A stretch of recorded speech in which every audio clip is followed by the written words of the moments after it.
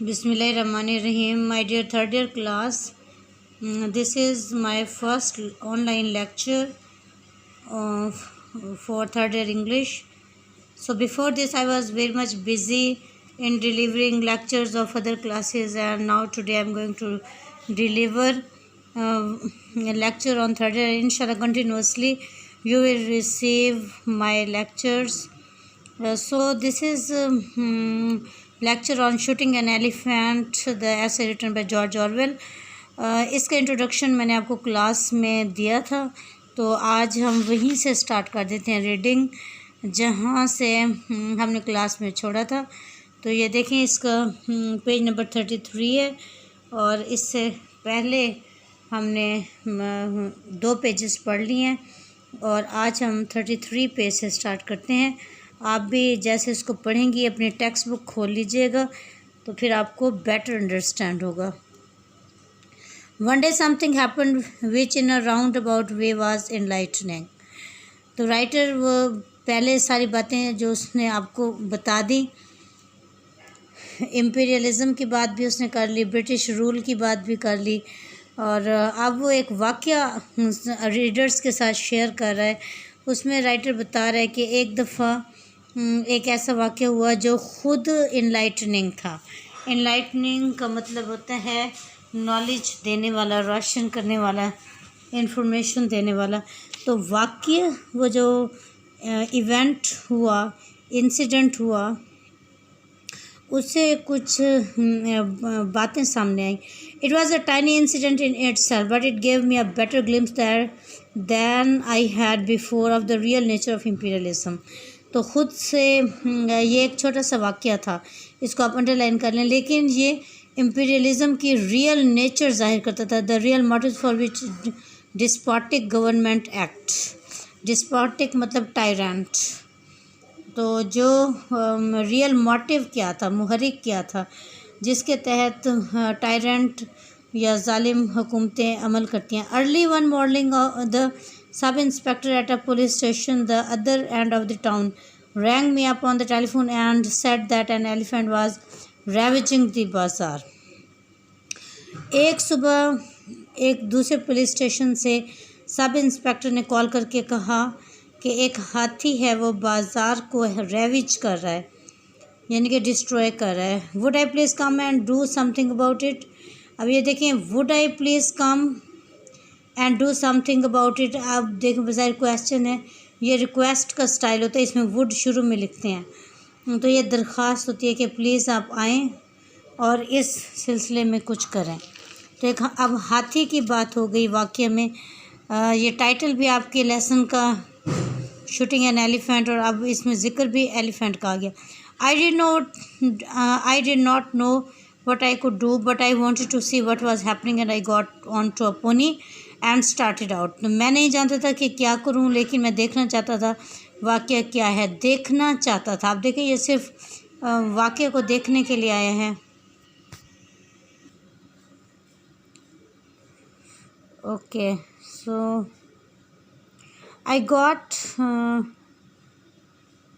I took my rifle, an old 44 Winchester, and much too small to kill an elephant, but I thought the noise might be useful in terrorism.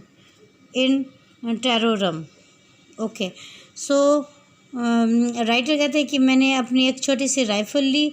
वो elephant को किल करने के लिए तो काफ़ी नहीं थी, लेकिन मैंने सोचा अगर मुश्किल वक्त आया तो उसको चलाने से एक नॉइस क्रिएट होगा, वो एलिफेंट को डरा सकता है. Various Burmans stopped me on the way and told me about the elephant's doings. It was not, of course, a wild elephant, but a tame one. इसको अंडरलाइन कर लीजिएगा. टेम और वाइल्ड में फ़र्क होता है. टेम एलिफेंट होता है जिसका मालिक उसको कुछ बातें सिखाता है, ट्रेनिंग देता है. वो वाइल्ड एलिफेंट से डिफरेंट होता है. वाइल्ड एलिफेंट तो वो होता है कि जिसका रुख जिधर हुआ वो वहीं चला गया और उसने ऐसी गलत हरकत की, किसी के कंट्रोल में ना आया. लेकिन जो टेम एलिफेंट होता है वो सिधाया हुआ होता है, उसको ट्रेन किया गया होता है. So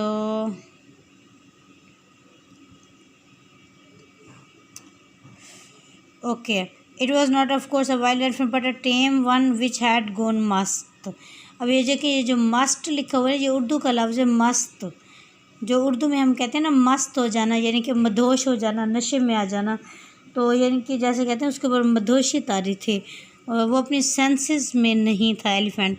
it had been chained up as tame elephants always are when their attack of must is due, but on the previous night it had broken its chain and escaped. अच्छा, ये वाक़या हुआ था, इसको अंडरलाइन कर लें। तो जब भी मस्त का दौरा किसी एलिफेंट पे पड़ता है तो उसको चेन में, जंजीरों में बांधा जाता है, लेकिन पिछली रात क्या हुआ, उसने अपनी जंजीरें तोड़ दी और वो भाग निकला। Its mahout the only person who could manage it when it was in that state had set out in pursuit. अब जो उसका माहूत था, उसका मालिक था, वही उसको ऐसी हालत में कंट्रोल करता था, वो कहीं गया हुआ था, but had taken the wrong direction and was now 12 hours journey away. Okay, so वो उसको पकड़ने के लिए निकला, लेकिन वो गलत डायरेक्शन में चला गया, तो जितना वो उसके करीब होता उतना वो उससे दूर होता चला गया। And in the morning the elephant had suddenly reappeared in the town. अब सुबह सवेरे वो अचानक टाउन में, उस इलाके में दोबारा से आ गया। The Burmese population had no weapons and were quite helpless against it. अब जो बर्मा के लोग थे वो महकूम लोग थे, उनके पास कोई वेपन्स भी नहीं थी, कोई हथियार भी नहीं रखे हुए थे, अपनी हिफाजत के लिए भी कोई हथियार नहीं थे, तो वो हेल्पलेस थे कितने बड़े हाथी के सामने, बेजारो मददगार। It had already destroyed somebody's bamboo हट, killed a cow and raided some fruit stalls and devoured the stock। अच्छा, ये इसको अंडरलाइन कर लीजिएगा। ये कुछ डिस्ट्रक्शन है जो उस हाथी ने की थी।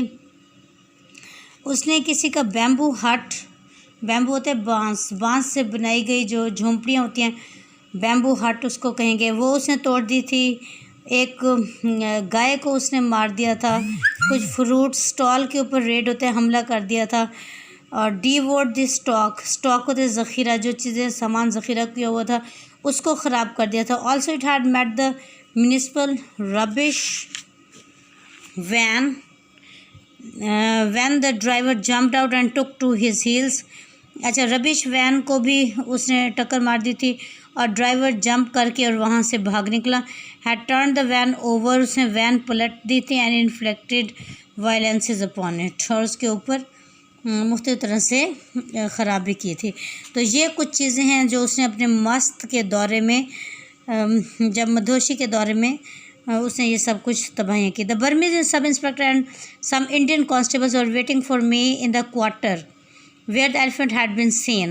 It was a very poor quarter, a labyrinth of squalid bamboo huts thatched with palm leaf, winding all over a steep hillside. I remember that it was a cloudy, stuffy morning at the beginning of the rains. अच्छा, अब जो sub inspector है, constable है, वो उसका इंतज़ार कर रहे थे, और जब वो वहाँ पर गया है और फिर वो सुबह का टाइम बता रहे कि वो कैसी मॉर्निंग थी, क्लाउडी स्टफ़ी, बादलों वाली सुबह थी और जिसमें थोड़ी सी बारिश भी हुई थी। We began questioning the people as to where the elephant had gone and as usual fail to get any definite information. हमने लोगों से सवालात करने शुरू कर दिए कि एलिफेंट किस तरफ से गया था, और हमें इस सिनेरियो में कोई डेफिनेट आंसर, कोई एक ख़ास जवाब ना मिला। That is the invariably the case in the East. A story always sounds clear enough at a distance, but the nearer you get to the scene of events the vaguer it becomes. इसको underline कर लें। तो east जो मशरिक है, अब पाकिस्तान भी east में आ जाती है, इंडिया भी ईस्ट में आ जाता है, तो वो कहते हैं कि मशरिक में इनवेरिएबली तमाम ममालिक में यही केस है कि स्टोरी दूर से वाज़े नज़र आती है, लेकिन आप जितना ज़्यादा उसको एक्सप्लोर करने के लिए करीब से देखना चाहते हैं वो उतनी धुंधली होती चली जाती है। वेगर, धुंधली, इसको अंडरलाइन कर लीजिएगा। Some of the people said that the elephant had gone in one direction, some said that he had gone in another, some professed not even to have heard of any elephant. किसी ने कहा elephant इस direction में गया, किसी ने कहा उसमें गया, किसी ने कहा हमने तो कभी किसी एलिफेंट का नहीं सुना। I had always made up my mind that this whole story was a pack of lies. Pack of lies झूठ को कहते हैं, इडियम है। तो मैं अपना दिमाग बना चुका था कि सारी कहानी झूठ पर मबनी है। When we heard yells a little distance away, yell होते चीखें, जब हमने अचानक चीखों की आवाज़ें सुनी, there was a loud scandalized cry of go away child, go away this instant, and an old woman with a switch in her hand came round the corner of a hut violently shooting away a crowd of naked children। अच्छा, ये वहाँ के local बच्चों की हालत बताएगी, naked children. अब इतनी सर्दी के दिन में भी उन्होंने लिबास नहीं पहने हुए थे। गरीबों के इलाकों में यही कंडीशंस होती हैं जो महकूम कौमें होती हैं। तो नेकेड बच्चों को एक बूढ़ी खातून कह रही थी चले जाओ यहाँ से, चले जाओ बच्चों, और वो असल में उनको भगा रही थी कि वो हाथी को ना देख लें, डर जाएंगे। Some more women followed clicking their tongues and exclaiming evidently there was something that the children ought not to have seen. कुछ और ख़वातीन भी हैं और वो कह रही थी कि वहाँ पर कोई ऐसी चीज़ है जिसे बच्चों को नहीं देखना चाहिए। I rounded the hut and saw a man's dead body sprawling in the mud. अब देखिए, इसको अंडरलाइन कर लीजिएगा। राइटर कहते हैं मैं भी वहाँ पर गया कि वहाँ पर क्या चीज़ पड़ी हुई है। तो मैंने देखा कि एक आदमी की डेड बॉडी पड़ी हुई है जो मिट्टी में स्प्रॉल है, धंसा हुआ है। He was an Indian, a black Dravidian coolie. इसको अंडरलाइन कर लीजिएगा। ऑलमोस्ट नेकिड, वो एक इंडियन था, कूली था और तकरीबन नेकेड था। नेकेड मतलब विदाउट ड्रेस। कुली वहाँ के जो लोकल लोग हैं उनको कहा गया है। And he could not have been dead many times, तो काफ़ी देर तक नहीं मरा था। The people said that the elephant had come suddenly upon him round the corner of the hut, caught him with its trunk, put its foot on his back and ground him into the earth. लोगों ने कहा हाथी एक side से आया था, उसने उसे अपनी ट्रंक में सूंड में पकड़ लिया, उसको फेंका, उसके बैक पर अपना पाँव मारा। This was the rainy season and the ground was soft and his face had scored a trench a foot deep and a couple of yards long. और रेनी सीजन था, नरम मिट्टी थी और उसका चेहरा कुछ दूर तक मिट्टी में धंस गया। He was lying on his belly with arms crucified and head sharply twisted to one side. His face was coated with mud. अब उसके चेहरे को मट्टी लगी हुई थी। द आइज़ वाइड ओपन, आंखें खुली हुई थी। The teeth bared and grinning with an expression of unendurable agony. और उसके टीथ इस तरह से बेयर थे, नेकेड थे, और उसके चेहरे से ऐसे लग रहा था जैसे उसने अनएंड्योरेबल, इंड्योरेबल काबिल बर्दाश्त, अनएंड्योरेबल नाकाबिल बर्दाश्त, एगनी होते पेन, नाकाबिल बर्दाश्त तकलीफ़ देखियो। Never tell me by the way that the dead look peaceful, most of the corpses I have seen looked devilish. Corpse लाश को कहते हैं, तो मुझे ये ना बताएं कि मुर्दे पीसफुल होते हैं। मैंने ज़्यादातर जो लाशें देखी हैं वो डिविलिश होती हैं, शैतानी मतलब बैड लुकिंग।